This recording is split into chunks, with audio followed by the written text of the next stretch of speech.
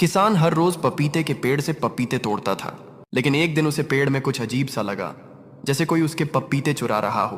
तो किसान चोर को पकड़ने के लिए झोपड़ी में छुपकर नजर रखने लगा। जैसे ही अगली सुबह हुई, तोता हर दिन की तरह आया और एक पपीता चुराकर उड़ गया। किसान चुपचाप उसका पीछा करता है। तोता उड़ते उड़ते अपने घर पहुंचता है और पपीता अपनी झोपड़ी में रख देता है। किसान समझ जाता है तोता माँ बनने वाला है, इसलिए वो अपने आने वाले बच्चों के लिए खाना इकट्ठा कर रहा है। फिर एक दिन बहुत तेज बारिश होने लगती है। किसान दौड़ता हुआ आता है और तोते को अपने साथ ले आता है। तोते का घर पानी में बह जाता है। कुछ दिन बाद तोता अंडे देता है और फिर उन अंडों से नन्हे बच्चे निकलते हैं। किसान ये देखकर रोने लगता है। फिर भी किसी ने लाइक, शेयर, सब्सक्राइब नहीं किया।